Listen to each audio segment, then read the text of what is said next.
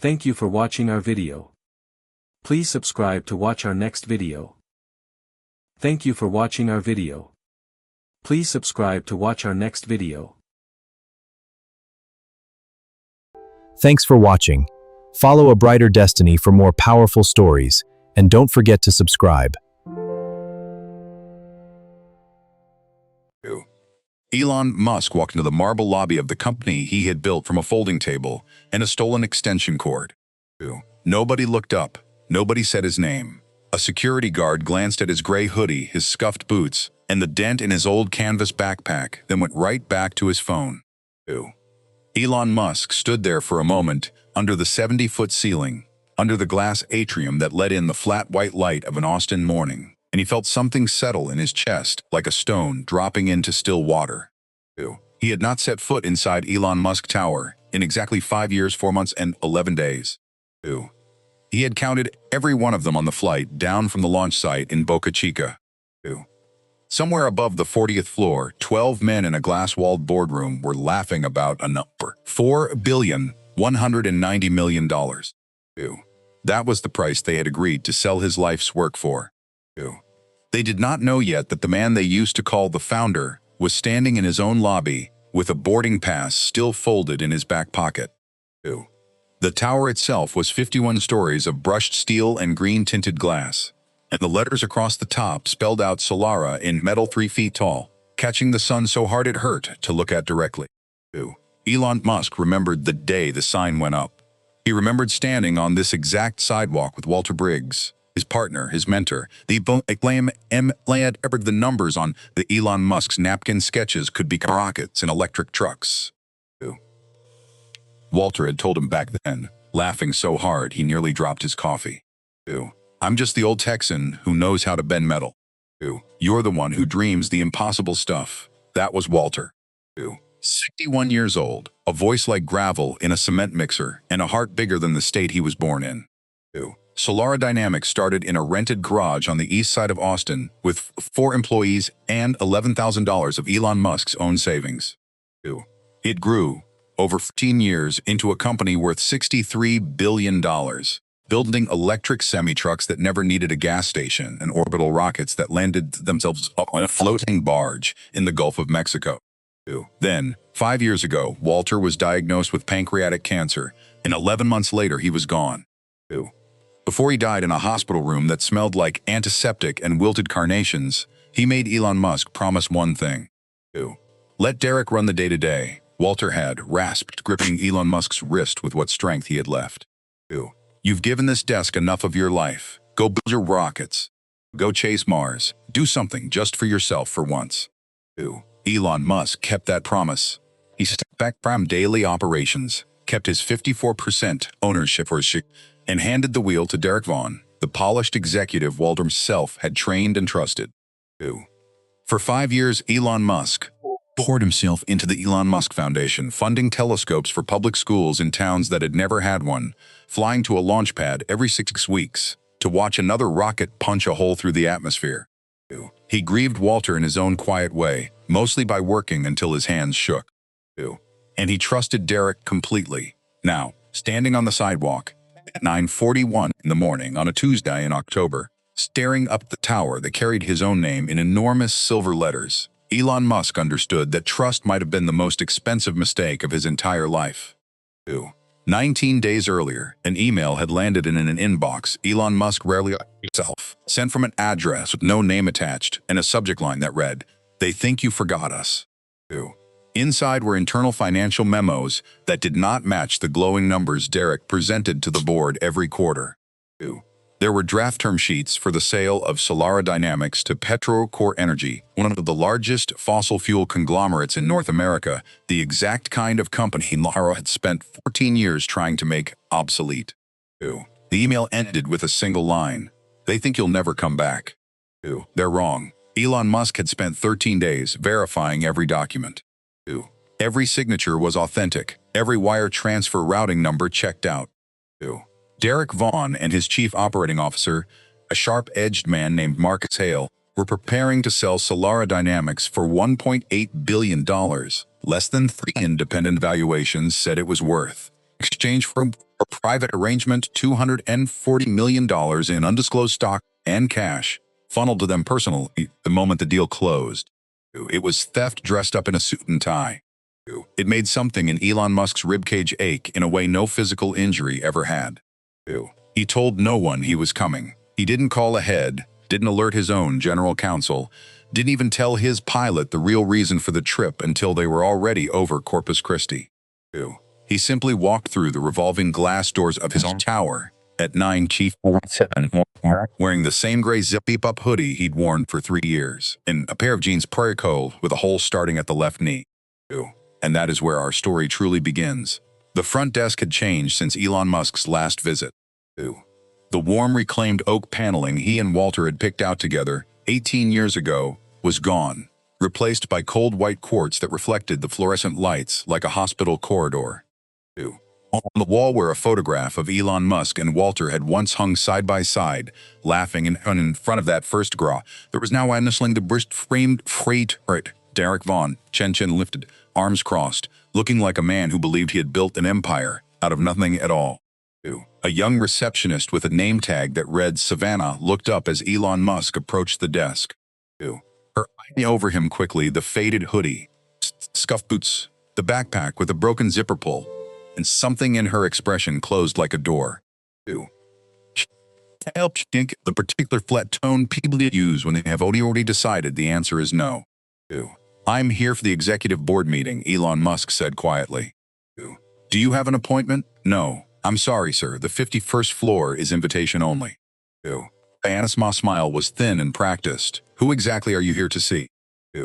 Before Elon Musk could answer, a second woman crossed the lobby from the elevator bank, a tablet clutched to her chest like a shield. Her badge read Whitney Elon Musk, executive assistant. She was maybe 26 years old, moved fast, spoke faster. Everything all right here? Whitney asked. This gentleman says he's here for the board meeting, Savannah said. No appointment. Whitney looked at Elon Musk the way you might look at a delivery driver who'd wandered into the wrong building. There was no recognition in her eyes at all, and there was no reason there should be. Whitney had joined Solara only 2 years earlier, long after Elon Musk had stopped appearing in the press releases, long after his face had faded from photo culture into something closer to a rumor. To Whitney Elon Musk, this man in the gray hoodie was simply a stranger who did not belong. Sir, the executive team is in a closed session right now, Whitney said. If you'd like to leave your name and a callback number, someone will reach out later this week. I'll wait, Elon Musk said. His voice was almost gentle, but something underneath it made Whitney talk for half a second before she pointed to a row of steel-framed chairs against the hallway wall. You can sit there, she said, but I have to be honest, it could be a very long wait. A man in a tailored Navy suit walked past just then, phone pressed to his ear, and glanced at Elon Musk's boots the way you'd glance at a stain on a hotel carpet. He didn't break stride. A woman carrying a tray of coffee cups for the 51st floor stepped slightly wider around Elon Musk's chair, as if humility were something that might rub off on her shoes. None of it was cruel exactly. That was the part that stung the most. It was smaller than cruelty.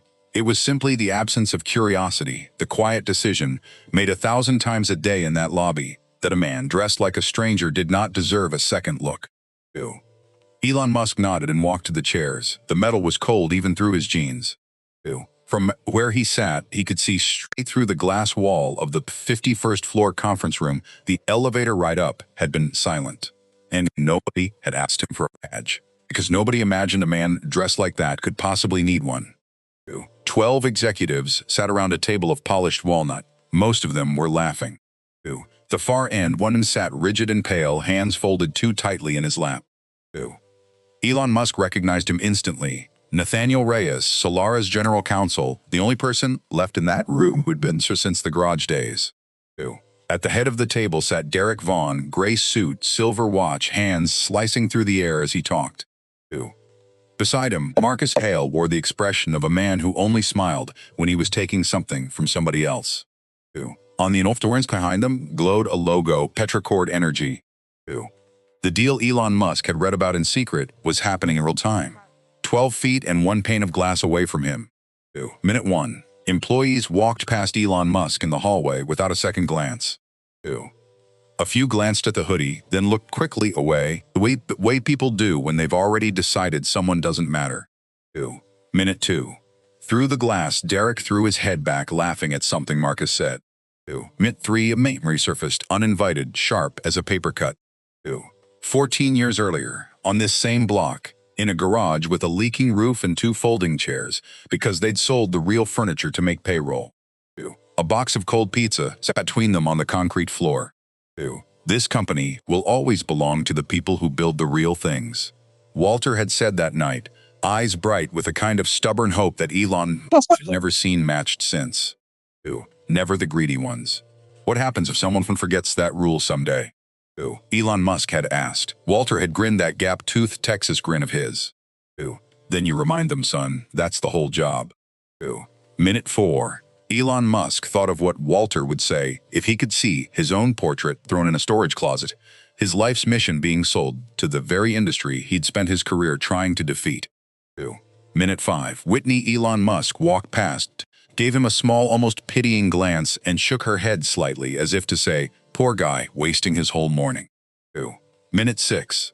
Elon Musk weighed his 2 paths. He could stand up, walk out, call the lawyers, and spend 8 months in litigation while Derek finished the sale and disappeared with the money. 2. Or he could open that for himself. Minute 7. He remembered every count told him his ideas were impossible, teachers who laughed at his sketches of reusable rockets, bankers who refused him a loan for an electric truck company, engineers who told him the physics simply didn't work. 2. He had learned a long time ago exactly how to use being underestimated as a weapon. 2. Let them believe you're invisible. Let them count you out completely. 2. Then, when they think they've already won, step forward and take back everything they thought was theirs. 2. Minute 8, minute 9, minute 10. At 10:47 in the morning exactly, Elon Musk stood up. 2. He straightened the hem of his gray hoodie and walked toward the heavy glass door. 2. The door swung open with a soft mechanical hiss, and every head in the room turned at once. 2. Derek Vaughn froze mid-sentence, his hand still lifted toward the Petrichor logo on the screen. 2. 12 pairs of eyes locked onto the man standing in the doorway, a stranger, in their eyes, wearing worn denim and a hoodie with a small cough moist stain, holding no briefcase, wearing no badge, carrying nothing that announced power in any language they recognized. 2. Excuse me, Marcus Hale snapped, already on his feet. This is a closed session. 2. Someone get security.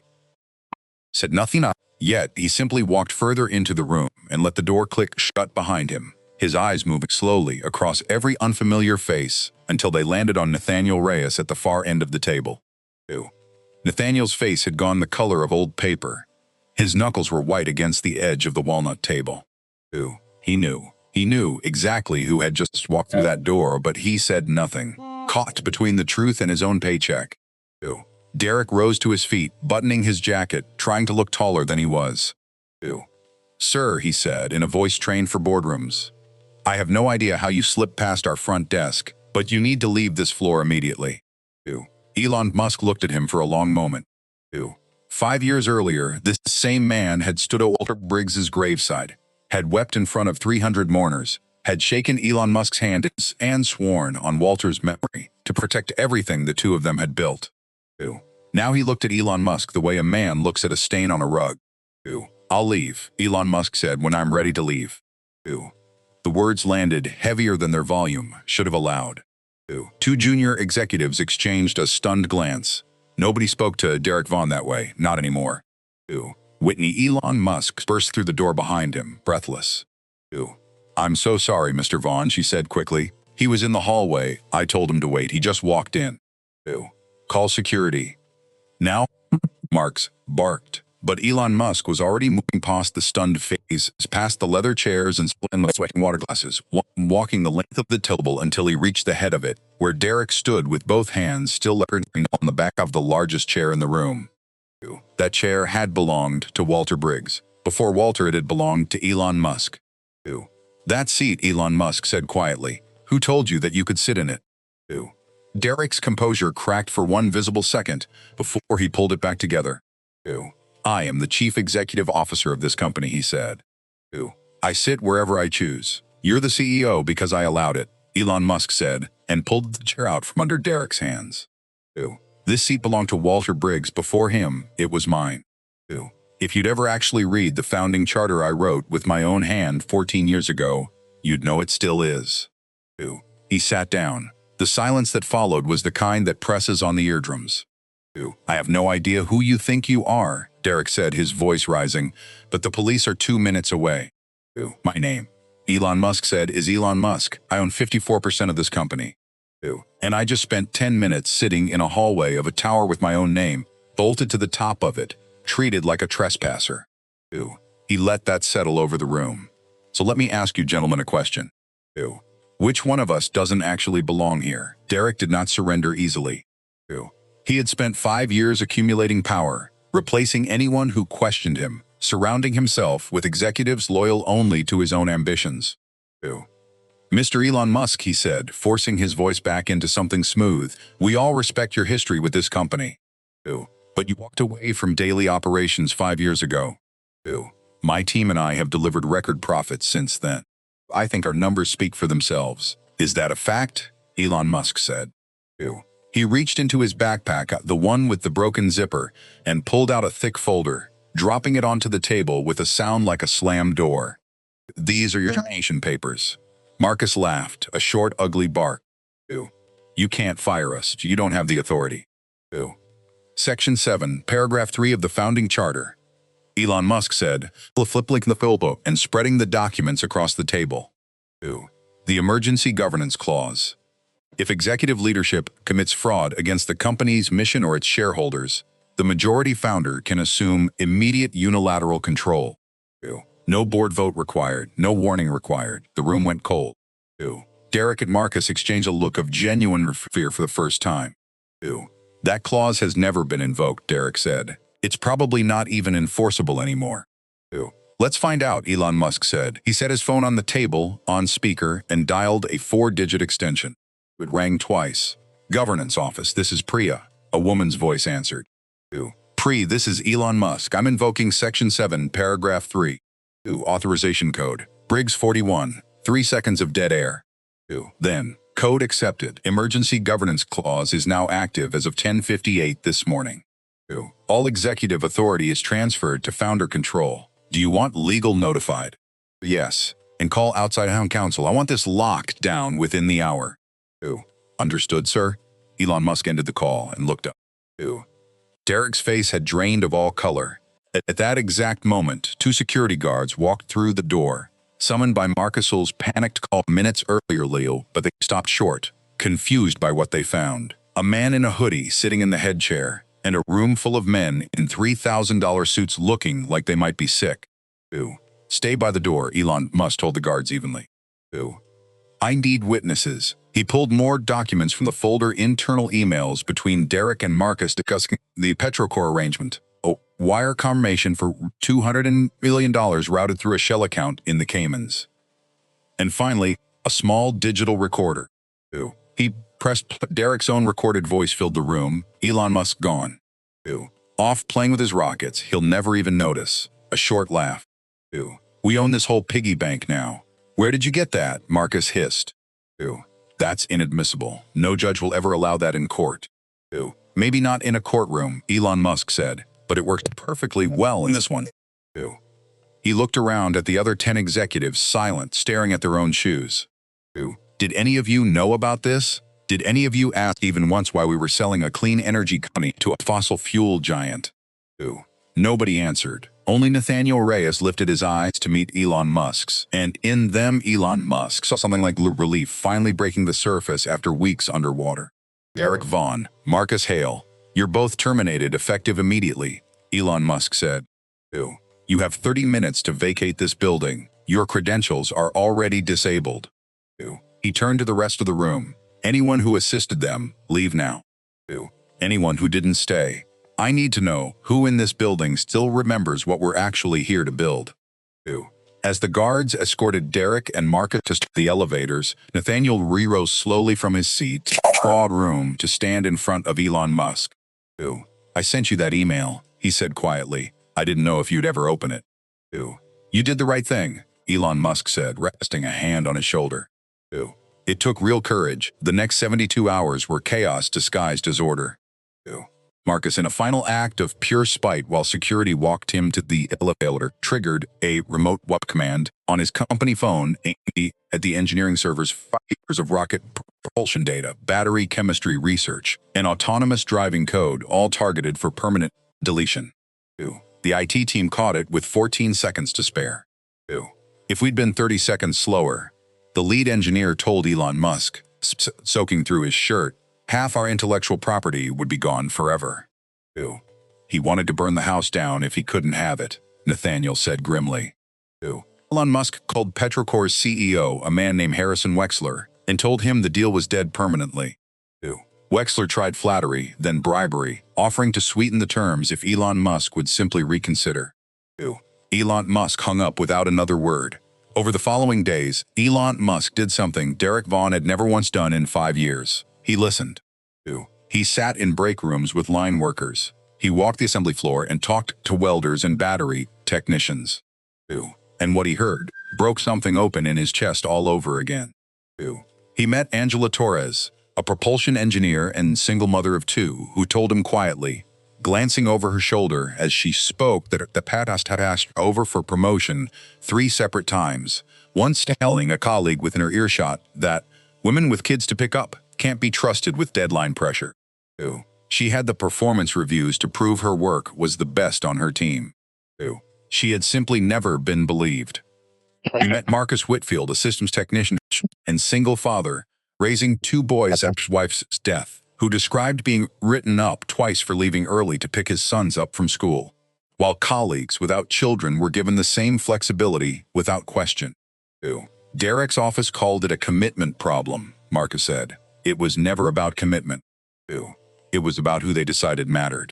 Ew. And he met Damon Ellis, a senior software engineer, who told Elon Musk, his voice steady, though his hands were not about the years of being passed over for leadership roles that went instead to less qualified colleagues, about being asked in a meeting if he was sure he understood the technical side of things. Ew.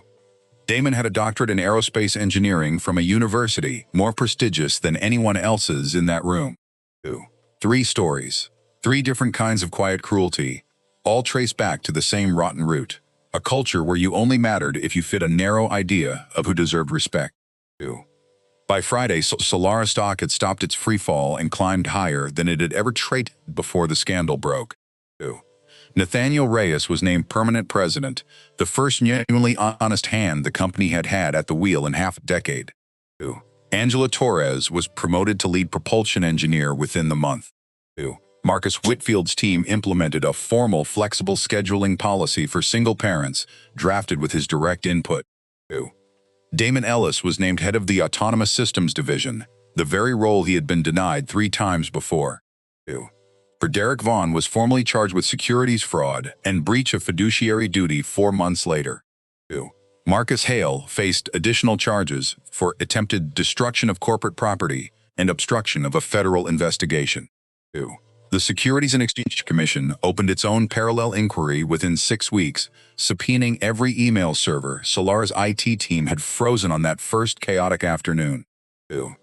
3 of the 10 remaining executives who had sat silent in that boardroom resigned before they could be formally questioned. Ew.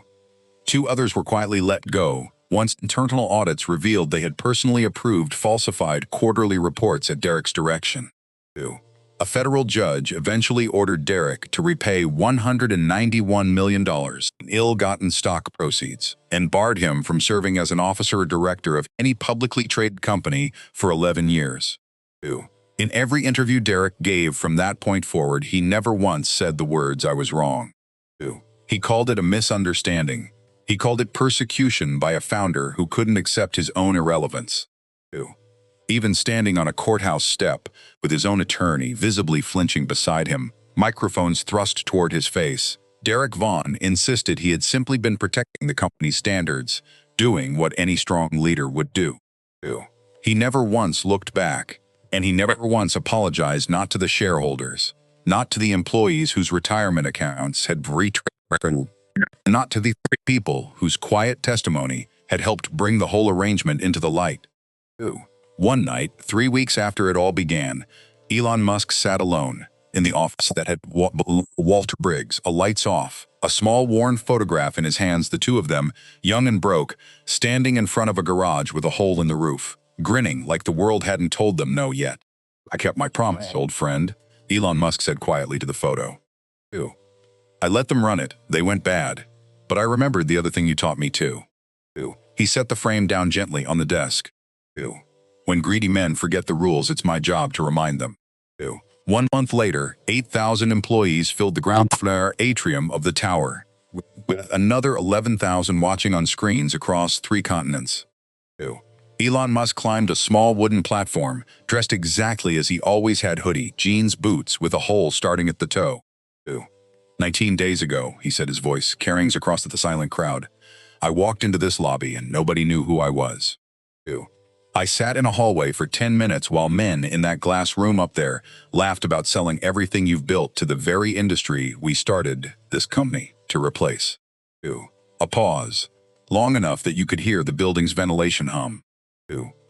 And this isn't very long, but it was enough time to see that this place had forgotten its own heart. 2.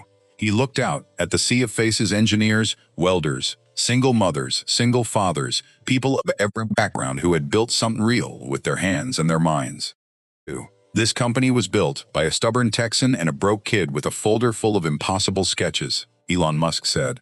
2. We had almost nothing in common except one rule: what you build matters more than what you wear, or what you look like, or who you go home to at night. 2. His voice steadied. That rule almost died in a boardroom a month ago. 2. Today, we bring it back. The applause started slowly: 1 person, then 100, then nat voices at once, loud enough to rattle the glass 3 floors up. 2. Elon Musk didn't smile widely. He simply nodded once and stepped down, because he knew the real work was only just beginning. 2. Weeks later, in the same lobby, Elon Musk passed a young man standing in front of a new photograph that now hung where Derek's portrait once did. The old picture of Elon Musk and Walter outside that leaking edge. A small brass plaque beneath it reading, "Built by Walter Briggs and Elon Musk." 2. Dream bigger than they tell you to. The young man, maybe 20 years old, wore a plain gray t-shirt and held a folder of job applications with both hands. He turned, saw Elon Musk, and his eyes went wide. You're Elon Musk." "I am," Elon Musk said, smiling faintly. 2. "Nice to meet you. I read about what happened here," the young man said. 2. "That's why I drove 400 miles today. I want to help build the next rocket." 2. Elon Musk studied him for a moment, the future standing right in front of him, nervous and hopeful in equal measure. 2. "If you get hired here and you work hard, you might run this place yourself one day," Elon Musk said. 2. "But if that day comes, promise me one thing." 2. "Anything," the young man said. "Promise me you'll never make somebody sit in a hallway just because of what they're wearing," Elon Musk said. 2. "Promise me you'll look every stranger who walks through those doors in the eye, ask their name, and treat them like they might be the most important person you'll meet all week." 2. "Because they just might be." The young man straightened his shoulders. "I promise." "Good," Elon Musk said, patting him once on the shoulder. 2. "Now go show them what you've got." He walked toward the elevators as the morning sun cut low and gold through the glass atrium behind him. 2. 10 minutes in a cold hallway had ended one story and started another, and the man and weight was now steering the whole ship toward the stars. 2. This story is a work of fiction created for entertainment and educational purposes only. 2. All characters, names, businesses, and events depicted are entirely fictional and do not represent any real person, living or dead, or any actual establishment. 2. Any resemblance to real persons, organizations, or events is purely coincidental. 2. This content is intended to explore themes of human dignity, workplace ethics, and social justice through narrative storytelling. 2. It does not make factual claims about any individual company or institution.